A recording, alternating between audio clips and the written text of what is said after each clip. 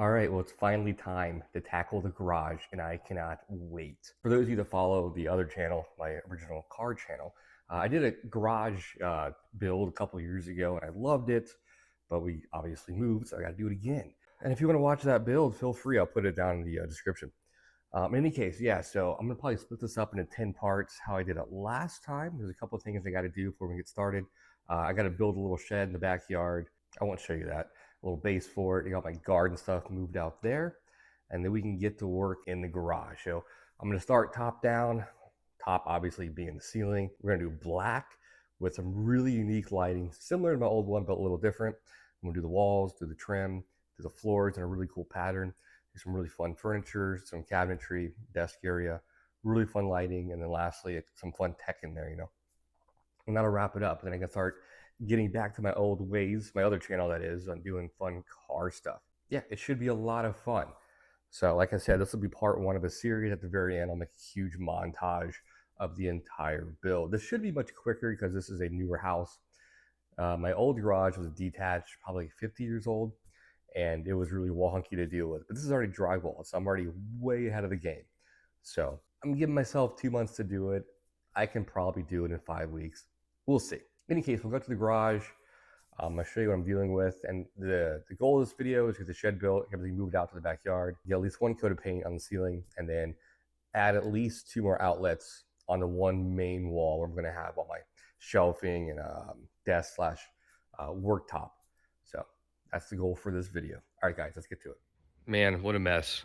So I got to move a lot of this stuff out of here into a shed, all the garden stuff, and then all the wood. I've used this as like a makeshift wood shop for the projects I've been doing. In a couple years, there will be a proper little annexed little separate garage just for woodworking. But for now, let's get all this cleaned up so we can really get to work on this guy. You know what I mean? I got all the scrap. I'm probably just get rid of it, but in any case. But before we do that, we need to get a shed in place. Let's do that first, and then we will get to work getting the stuff out of here. I need a base first. Let's do a base real quick. All right, nice level base. That'll work. All right, now we need a shed. All right, that'll work. A little resin deal I got off Amazon. It's pretty simple, but it's pretty inexpensive. It took me freaking all day to put together. But if you're curious, I'll put the link in the description below if you want these little guys. It's 6 by 3.5. Not too bad, but good enough for garden stuff. All right, let's get my lawn equipment out here and little knickknacks and doodads I don't want in the garage. But eventually I have so much land. Eventually I do a proper, nice big shed somewhere. But this is fine for a year or two. All right, so we got a shed. Let's do a little time lapse, getting this place cleaned up.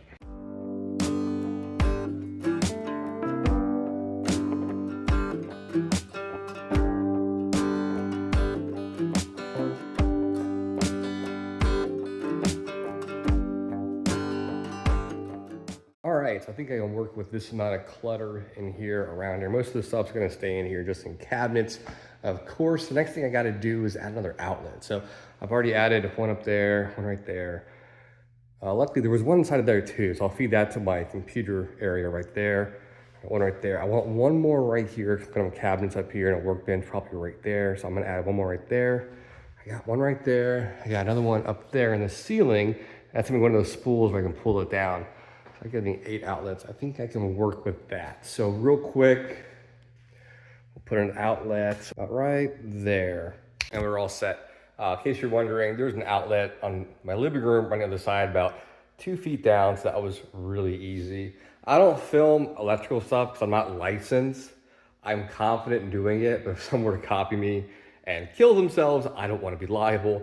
That's why I don't really film my electrical stuff on my house, that is. So in any case, yeah, so let's go ahead and get the ceiling painted black, and that'll close out this video. And video number 2 is gonna be the walls and all the trim color.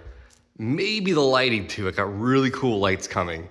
Very contemporary, similar to my old honeycomb, but a little different. So, all right guys, let's get the ceiling knocked out real quick. All right, so for those curious, the paint I got is a paint and primer 1. Hopefully 1 coat will do the trick. This is Sable Black's what it's called from Taylor's Do It Your Best, which is here in North Carolina, instead of satin. Yeah, I'll do all the edges first, around all the corners and all the weird stuff, and then we'll roll the rest. Be a fun little time lapse. Let's get to it.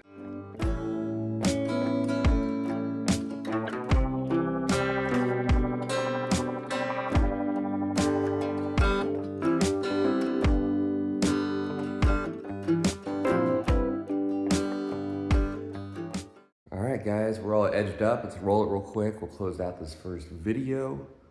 I didn't go too crazy edging it as far as accuracy, because I'm gonna put like probably a 1x6 piece of crown on top, the same color as the wall color. But I just edged it, make my life easier. We're gonna roll it here in a second.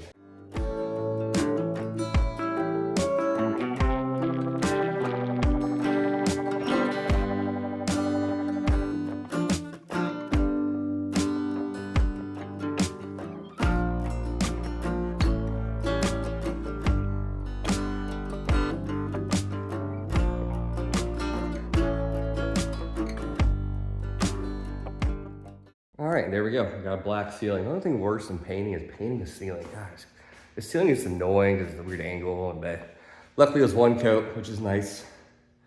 Used almost a gallon, but it's nice and covered. So the next video is gonna be the color of the back of the garage. I didn't know this is actually an insulated garage. It's about 1.5 inches thick with foam inside, which is great. I might do this in black too, not the metal, just the panels, just the back of the door. We'll see. And then like I said, yeah, next video will be all the wall colors and floor colors. This right here, I'm gonna leave blank. This is gonna be an accent wall. I'm not sure stone or wood yet. I don't know, or something else. This will be unique. So, all right guys, yeah, it's just coming down the pipeline. So next time, like I said, walls and trim, and then probably the lighting. Yeah, we'll just keep it going after that. So, all right guys, thanks for stopping by. See you guys next time. Mark out.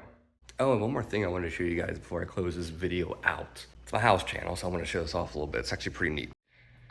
All right, so we've been looking for something for our shoes because I can't stand this thing from our old house. It doesn't fit the aesthetic of the house. And you know how it works when you're on the internet talking about something, the internet hears you. And it kept recommending these things. This thing right here, it's a little shoe rack, low profile, 8 inches wide. How cool is that? And yes, all the shoes fit in here. All my daughter's shoes and more shoes can fit in here. Up here, adult shoes. I gotta put my shoes in here still, but yeah. Put a little lamp on it. Put a little thing next to it. Put some pictures above it, and boom. Awesome little entryway, little thing that's out of the way for your shoes. How clever is that? I love it. Pretty neat, right? Cool. Now this thing can go away. And something else there. It's not ugly.